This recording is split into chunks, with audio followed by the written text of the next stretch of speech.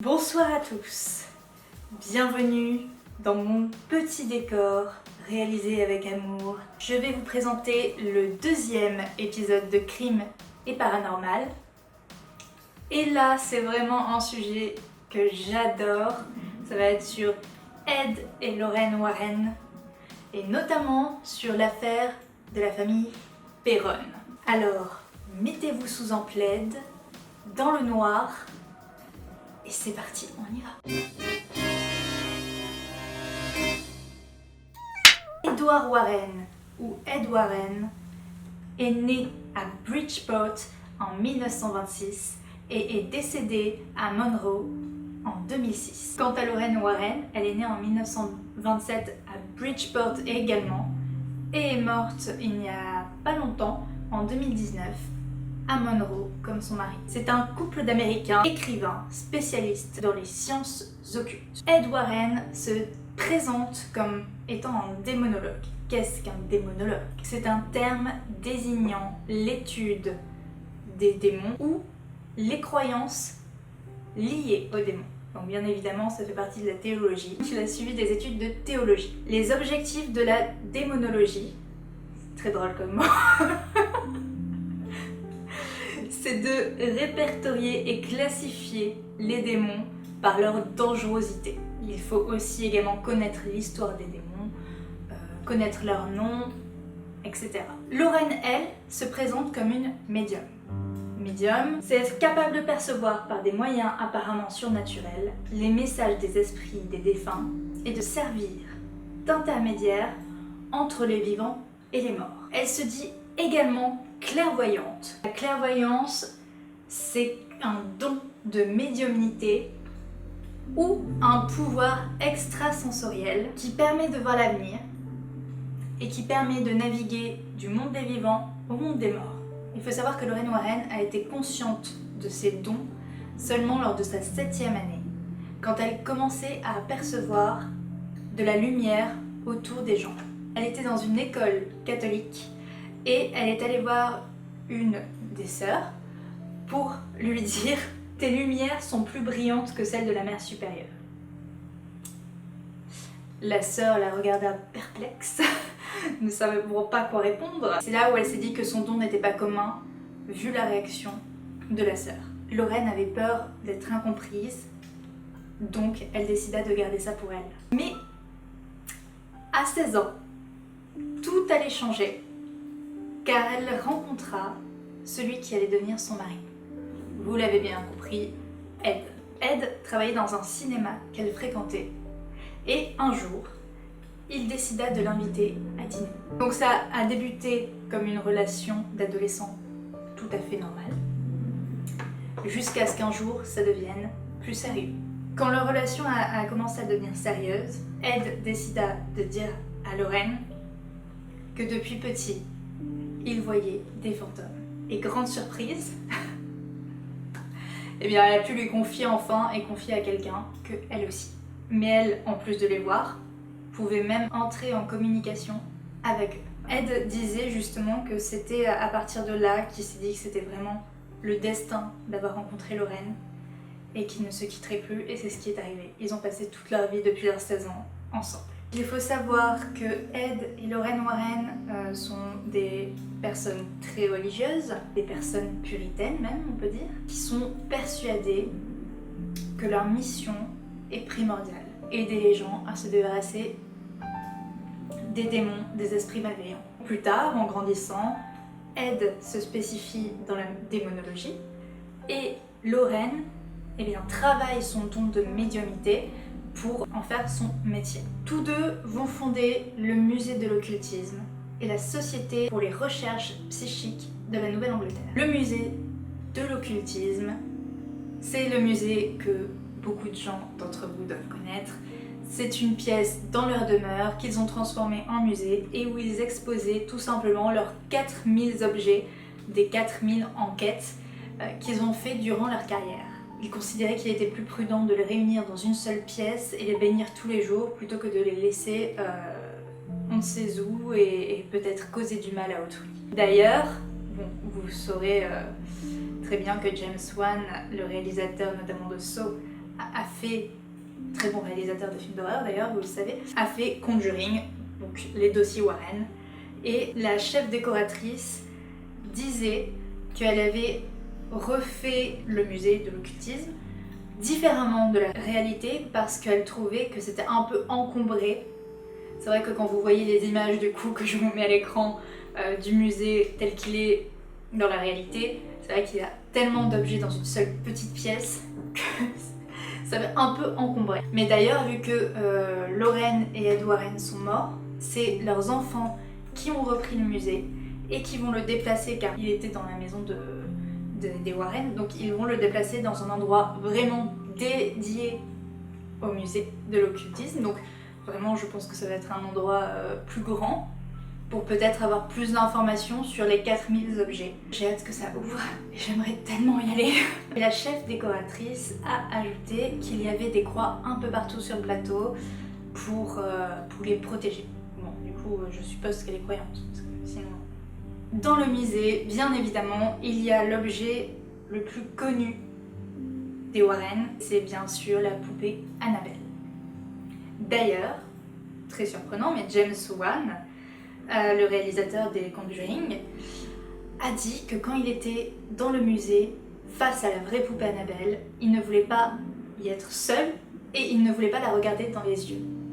Pareil, Lorraine Warren dit qu'elle ne veut pas la regarder dans les yeux. This is the worst thing in here. Is that doll. I'm not gonna stare at it though. So you can take the picture, but I'm not gonna stare at it because that has done bad harm on a lot of people. Personnellement, je suis peut-être folle, mais du coup j'ai envie de la regarder dans les yeux. Maintenant que je vous ai expliqué un peu la rencontre des Warren, ce qu'ils ont fait dans leur vie un petit peu, je vais vous parler de l'histoire des Perron. La famille Perron, c'est du coup la famille qui a inspiré le film The Conjuring, les dossiers Warren, donc le film numéro 1 de James Wan. Les Warren se sont occupés de la famille Perron quand le couple et leurs 5 filles ont acheté une demeure à Rhode Island au début des années 70. Ils étaient vraiment à la recherche d'une vie tranquille, avec une demeure assez grande, car ils avaient 5 filles, et voilà, ils étaient à la recherche un peu de campagne, de nature. Du coup, ils sont tombés sur le Old Arnold Estate à Rhode Island. C'est une très belle propriété, c'est une grande maison sur un terrain de 2 hectares, avec, comme dans le film, vous pouvez voir un immense jardin, forcément 2 hectares. Vraiment, c'était idyllique pour ce couple qui voulait une vie paisible avec leurs enfants. Sauf que, bien évidemment, leur vie idyllique va se transformer en vrai film d'horreur. Selon Andrea Perron, donc c'est la fille aînée de la famille Perron, apparemment ils ont senti quelque chose d'étrange dès qu'ils ont mis un pied, même sur le terrain, même pas dans la maison, sur le terrain, ils ont senti quelque chose d'étrange. Et il faut savoir que le vendeur ne leur a rien dit sur les meurtres causés dans cette propriété, les viols, les suicides. Voilà, ce qui est charmant. Après, vu que la maison a été construite en 1736 et qu'ils l'ont achetée au début des années 1970, on peut se dire que c'est normal qu'il y ait eu autant d'horreur parce que forcément depuis 1736 malheureusement il y a eu le temps d'avoir des histoires sordides forcément. Par contre, la chose qui est un peu plus bizarre, c'est que le vendeur, en donnant les clés à la famille Perron, les a avertis de laisser les lumières allumées la nuit. Qu'au bout de quelques jours, ils se rendent à l'évidence qu'ils ne sont pas seuls dans la maison. Andrea était du coup l'aînée, elle avait une chambre pour elle toute seule. Christine et Nancy en avaient une pour 2 et Cindy et April également partageaient une autre chambre. Le soir venu, toutes les petites sœurs d'Andrea arrivaient en courant dans sa chambre, en pleurant et en disant qu'elles entendaient des chuchotements constants dans les murs de leur chambre qui disaient « 7 soldats sont morts dans les murs. Il y a 7 soldats dans les murs. Il y a 7 soldats dans les murs. » Voilà ce qu'elles entendaient. C'est normal qu'elles angoissent un peu. Il y avait énormément d'esprits dans cette maison apparemment. Il y avait un esprit qui les réveillait la nuit parce qu'il criait mama, mama, mama, donc maman. Un autre qui s'appelait Mani. Et les petites, les deux dernières se sont attachées à lui comme à un ami. Il y avait du coup des esprits plutôt bienveillants et des esprits très malveillants. Il y en avait qui leur tiraient les jambes et les cheveux dans la nuit. Certains faisaient claquer les portes, les refermer et leur empêcher d'ouvrir les portes aussi. Et il y en avait un particulièrement malveillant. C'était un esprit masculin, selon les dires de la famille Perron, et qui était malveillant envers les 5 jeunes filles. C'est Andrea qui l'a expliqué dans son livre, car oui, elle a écrit un livre sur leur histoire, House of Darkness, House of Light, The True Story. Disons qu'il y avait un très mauvais esprit masculin dans la maison, avec 5 petites filles. Aucun membre de la famille ne voulut jamais en parler. Cependant, cet esprit maléfique n'est pas le plus maléfique. Vous voyez où je veux en venir pour ceux qui ont vu The Conjuring. Il s'agit d'une entité très malveillante qui s'acharnait sur Caroline Perron. Pourquoi elle a le même prénom que moi? Du coup, sur Caroline Perron, la mère du coup et la femme de Robert Perron, on pensait que cette entité était le fantôme de Bathsheba Sherman. Une femme soupçonnée de sorcellerie au début du 19e siècle qui avait mis fin à ses jours en se pendant à l'arbre derrière la maison. Je vais vous parler donc de l'entité, le fantôme de Bathsheba. Désolée si je le prononce mal d'ailleurs. Bathsheba, donc de son nom de jeune fille Tyre, est née en 1812 dans le Rhode Island. Elle aurait épousé un homme du nom de Judson Sherman en 1844. Elle était femme au foyer et son mari était agriculteur et du coup faisait les champs qui étaient autour de la maison. C'était une femme très solitaire et elle a été accusée du meurtre de son bébé au nom de Satan, mais ça c'est du coup les personnes qui l'ont inculpée pour le meurtre qui ont dit que c'était au nom de Satan. Ils ont retrouvé le corps de l'enfant avec une grande aiguille plantée à la base du crâne. Faute de preuves, l'affaire a été abandonnée.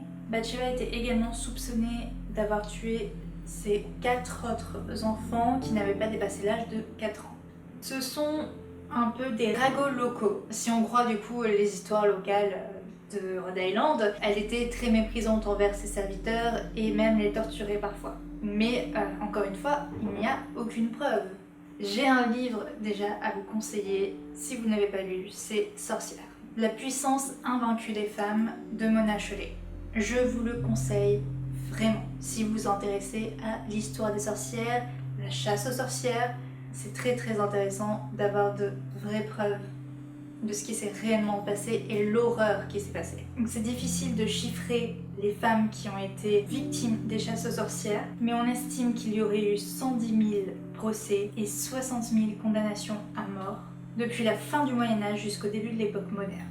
Quand on plonge un peu plus dans l'histoire et qu'on voit réellement ce qui s'est passé et l'horreur qui s'est passée, j'avoue que, ayant aucune preuve que cette femme, Bathsheba, a tué ses enfants et que ça vient des histoires locales parce que cette dame était juste une paria de la société, je me dis, faut quand même faire attention.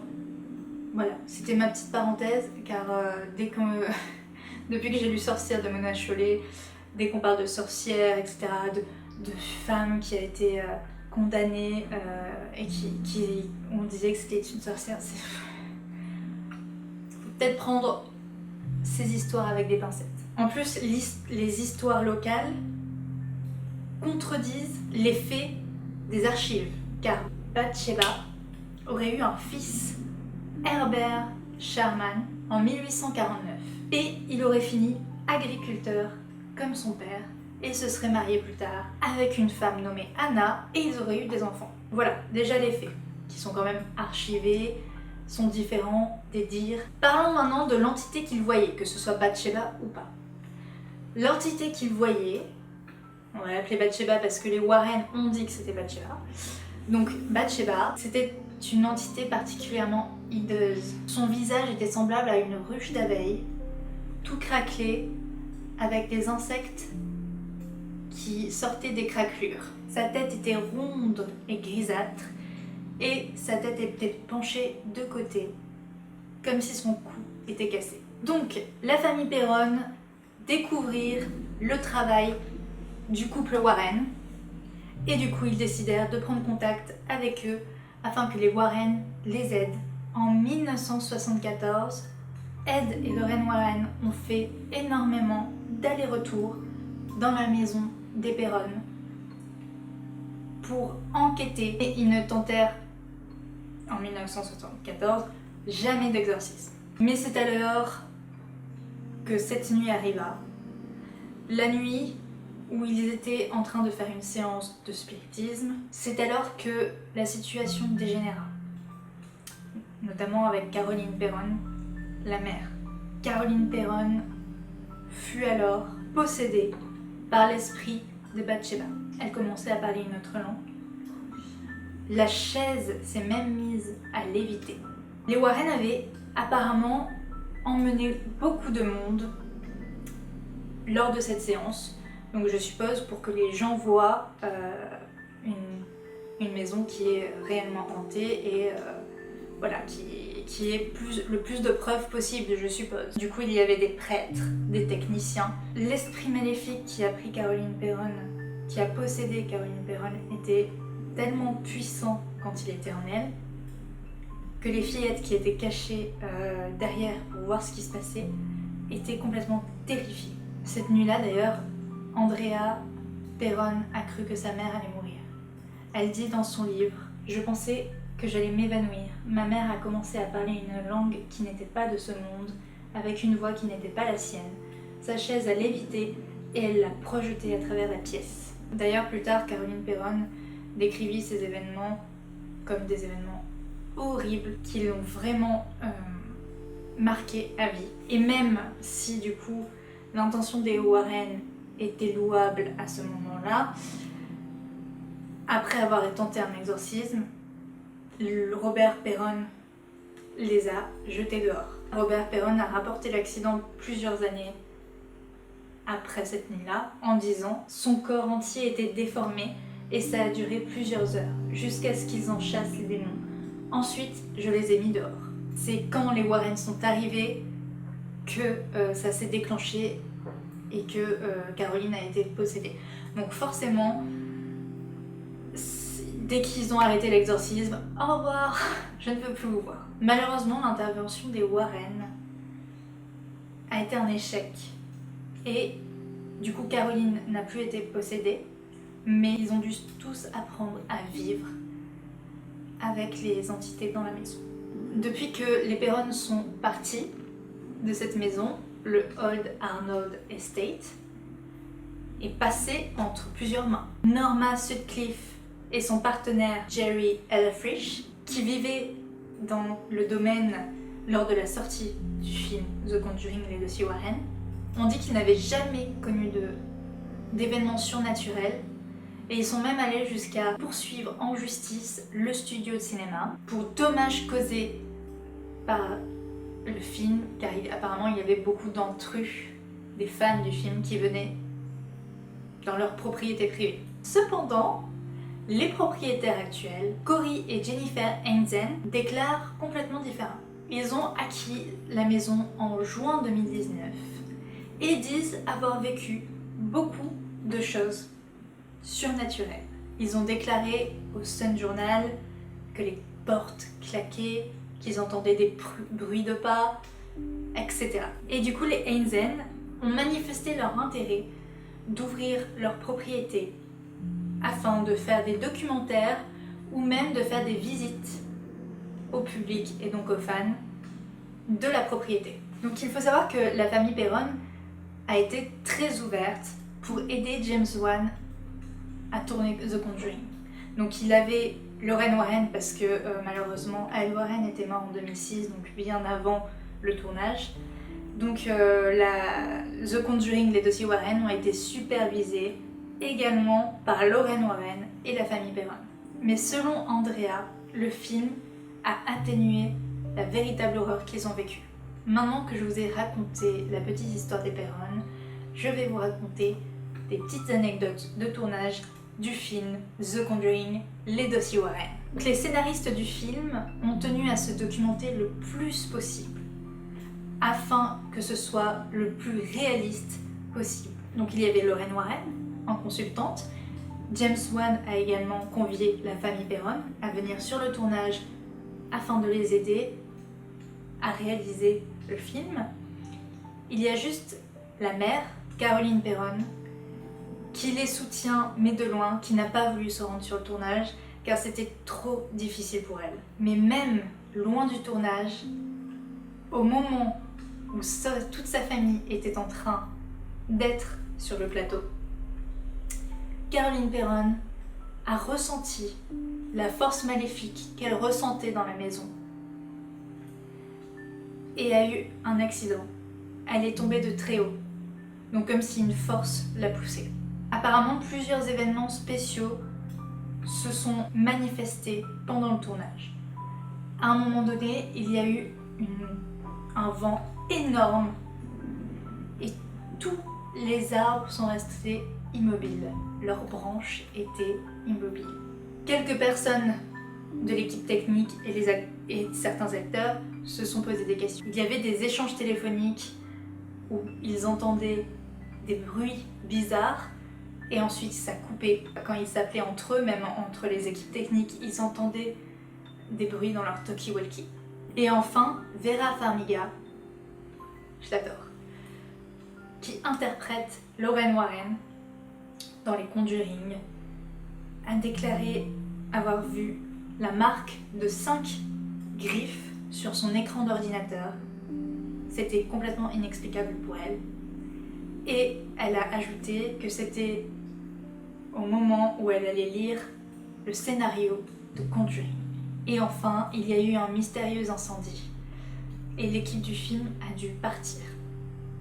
On ne sait pas d'où l'incendie, comment il a été provoqué. Voilà. Alors, pour ce qui est de mon avis, et c'est seulement le mien, je pense que Lorraine et Ed Warren sont en couple déjà très solide, j'adore ce genre de couple. Et je ne pense pas que ce soit des escrocs. Je pense qu'ils ont dû décupler les événements qu'ils ont écrits dans leurs livres parce que c'était leur seul moyen de gagner de l'argent, car ils ne faisaient pas payer les personnes qu'ils aidaient. Pour Amityville ou ce genre de grandes affaires, je pense en effet qu'ils ont peut-être rajouté des faits. Ce n'est que mon avis, mais je pense quand même qu'ils n'ont pas vécu toute leur vie en tant qu'arnaqueurs. On ne peut pas vivre toute une vie d'arnaque. Enfin, en tout cas, personnellement, je ne me vois pas vivre, on n'a qu'une seule vie, vivre toute une vie très longue juste pour faire des arnaques. Je ne me vois pas le faire et donc je ne pense pas que quelqu'un se voit le faire toute sa vie.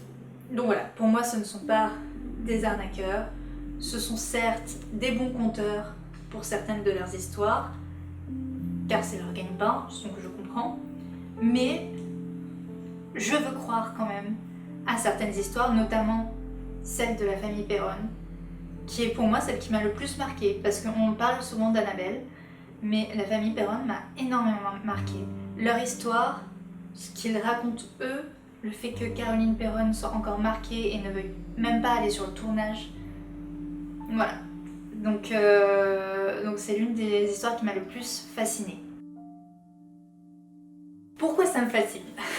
Petite anecdote. Alors, il faut savoir que j'ai eu des événements dans ma vie qui ont été très bizarres. Je vous explique. D'ailleurs, ça m'a fait beaucoup rire parce que quand je faisais mes recherches du coup sur les Warren, Ed avait dit à Lorraine qu'il voyait des fantômes et qu'il avait vécu toute son enfance dans une maison hantée. Et ça m'a fait beaucoup rire parce que ça m'a rappelé vraiment mon histoire. C'est-à-dire que j'ai vu des trucs incroyables seulement dans la maison de mon enfance. J'ai vécu là-bas de mes 2 ans, non n'importe quoi, de mes 4 ans à mes 14 ans. Et j'ai vécu des choses que je n'ai jamais vécues ailleurs. Et ça s'amplifiait d'année en année. Qu'est-ce que je peux vous raconter comme petite anecdote? Parce qu'en fait, je vais faire un épisode spécial. Soit je fais vraiment toute une vidéo où je réponds à vos questions en live, etc. Et je vous explique mon histoire. Soit je fais un mini reportage et j'essaye de retourner sur les lieux, dans la maison. Et ça va pas être facile parce que c'est l'endroit... Je peux faire de l'urbex sans problème, mais retourner dans ma maison, ça fait très peur. Mais voilà, faut savoir aussi que d'autres membres de ma famille ont vécu des choses très bizarres. Et même ma cousine, ma soeur et moi, on était toutes les 3 et on a vécu des choses complètement what the fuck, complètement surnaturelles. Il n'y a aucune explication. Même à ce jour, j'ai 25 ans, je n'ai jamais vécu de telles choses et je n'arrive toujours pas à comprendre ce qui s'est passé. Petite anecdote, l'une des nombreuses et l'une qui m'a fait énormément peur, mais en même temps, c'est vraiment pas la pire histoire. Donc c'est vraiment pour vous dire. Hein. Donc c'était une maison avec un étage. Mes parents avaient leur grande chambre, leur grande suite parentale au rez-de-chaussée. Ma sœur et moi, on avait l'étage pour nous. Chacune avait sa chambre et il y avait notre salle de bain et un grand couloir. Il faut savoir que ma sœur et moi, on se toquait au mur pour se dire bonne nuit. Vu que nos lits étaient collés et qu'il y avait juste le mur qui nous séparait, on se toquait au mur. Sauf que ma sœur est allée faire ses études de journalisme dans une autre ville. Et du coup, je me suis retrouvée en plus toute seule avec l'étage rien que pour moi. L'étage où il s'est passé le plus de choses. Parce que j'ai vu des trucs au rez-de-chaussée, mais les trucs les plus terrifiants se sont passés à l'étage. Et d'un coup, je commence à m'endormir et j'entends.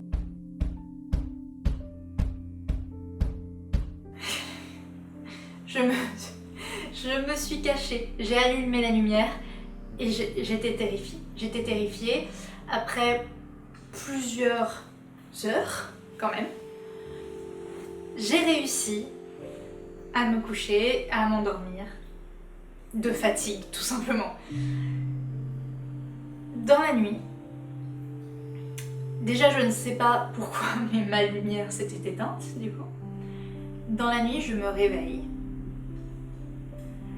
Et ma mère venait de temps en temps vérifier que je dorme bien, que tout se passe bien, etc. Elle veut toujours que tout se passe bien, donc elle vérifie des fois quand elle est réveillée. Elle prend un verre d'eau, elle vérifie que tout va bien dans la maison. Et là, je vois une ombre comme une femme, une ombre noire, vraiment, mais plus noire que le noir de ma chambre, qui se penche et qui me regarde. Croyant que c'était ma mère, j'en ai des frissons, c'est horrible. Et du coup, je regarde et je dis maman. Et genre, je crie un peu parce qu'elle me répond pas. Et genre, je continue à regarder cette ombre qui est penchée et qui me regarde. Je ne savais pas quoi faire. Je me suis dit, ok, en plus elle est vraiment à la porte de ma chambre. Ça veut dire qu'elle bloque la seule issue.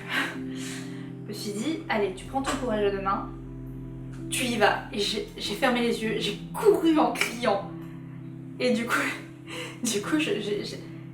j'ai rien senti, hein, je dois le dire, au niveau sensoriel, à part du coup la vue. Et je suis partie dans la chambre de mes parents. Et ce que je peux vous dire, c'est que toute la période du coup de mes 4 ans à mes 14 ans, je n'arrivais pas à dormir seule dans cette maison. Mes parents se sont inquiétés, ils se sont dit bon maintenant elle est grande, c'est quand même bizarre qu'elle dorme pas seule, ça nous emmerde un peu, ce que je comprends. On a déménagé, j'ai dormi seule. C'était cette maison, je ne pouvais pas dormir seule, je n'y arrivais pas. Donc si ça vous intéresse, vous me dites, mais je ferai forcément un épisode spécial pour mon histoire personnelle.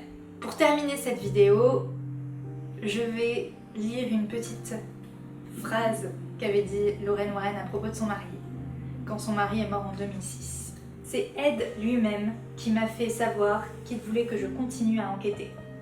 Je vais continuer pour lui. Je le fais pour l'honneur de mon mari. Le travail signifiait beaucoup pour lui. Voilà pourquoi je veux continuer. Donc elle serait rentrée en contact avec lui après sa mort et a décidé de continuer, ce qu'ils avaient fait toute leur vie au final. Voilà, c'est tout pour moi, j'espère que ça vous a plu. Moi en tout cas, de me mettre dans cette ambiance et d'expliquer l'histoire des Warren, l'histoire des Perron et mon histoire, je n'en peux plus les gars.